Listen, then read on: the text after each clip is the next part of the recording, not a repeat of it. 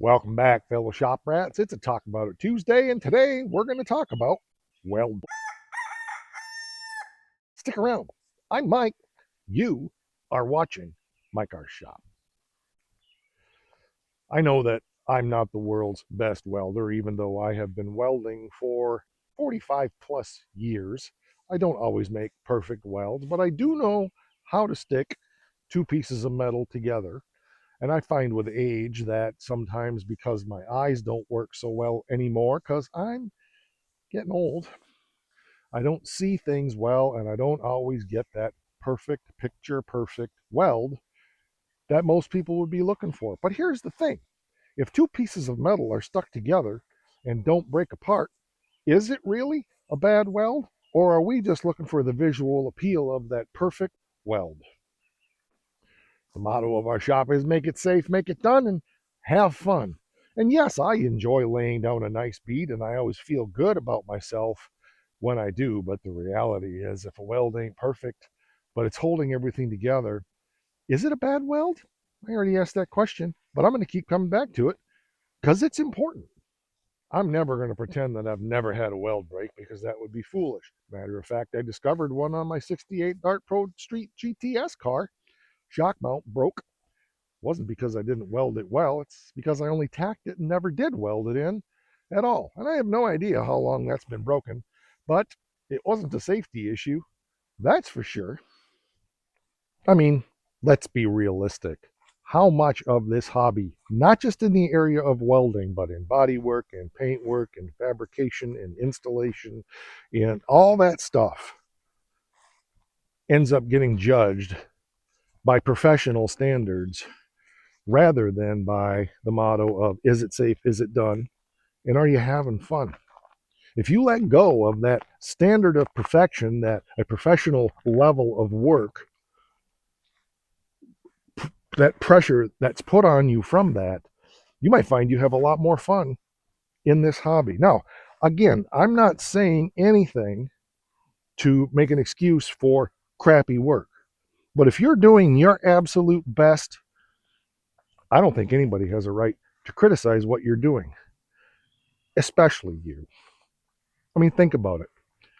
How often do you criticize yourself and feel like you have no idea what you're doing? You're not doing it good enough. You're embarrassed for somebody to see what you're doing. You're ashamed of the work and you just want to hide it.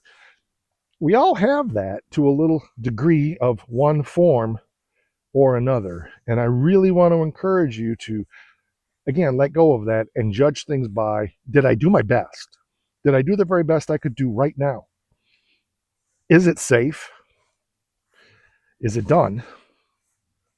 And am I having fun? When you start looking at things through those lenses, you build a momentum. If it's not safe, then you need to redo it. If it's safe, but it doesn't look perfect, let it go. Yes, there are welders that I follow on YouTube, and I know professional welders who can lay down those perfect nickels, but let's be real. Most of what I weld is sheet metal, and nobody welds perfect nickel. Well, Matt over at Iron Trap Garage does. But other than that, most people don't lay down perfect nickels on paper thin sheet metal. And the whole goal there is lots of spots so you don't warp and get things put together and then grind it and do what you got to do to get that metal put together. No matter what you're doing, whether you're doing a lap weld, a plug weld, or a cut and butt, or any combination thereof, what matters is getting that metal together. It's another one of those instances where the idea of perfection gets in the way of production. And I know people who have welded things and ground them down and welded them again and ground them down and welded them again because they weren't getting that perfect visual weld. I also know guys who say, I'm a much better grinder than I am a welder.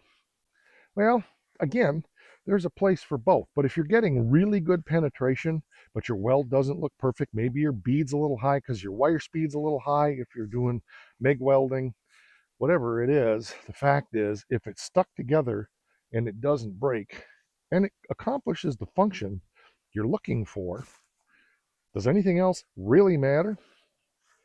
Oh, yeah, I know. I can hear the comments right now. Some of the guys are probably blowing a gasket saying, you but. It's not what this channel is about. It's not about perfection. It's about getting her done and making it safe and having fun, and not necessarily in that order. The point here, of course, is know your limitations. If you have some really important welds and you're not confident in your ability to weld it, or you're not confident in your equipment, then find somebody who can do it for you and make it safe. That's what matters. We don't want you getting hurt, or we don't want somebody else getting hurt either. Does it happen? Rarely. But yeah, it does. And always don't be afraid to get a second opinion. And I'm not talking about a YouTube commenter second opinion who's sitting in their mommy's basement clacking out criticisms on a keyboard. You know what I'm saying. I'm talking about real world people who know what they're talking about. I have friends around in this area that if I'm struggling with something, I'll have them stop by and look at something and say, tell me, what do you think of this? And they do the same thing for me. You see, no man is an island, even if he's standing in the water. I literally have known builders who gave up on their projects because every time they tried to weld something, they didn't lay down those perfect pornographic welds that make everything look so amazing, and every stitch isn't perfect. And if they can't get it done perfectly, they're not going to do it. And that's a crying shame. It's more than a crying shame, because there's nothing that kills progress more than perfection.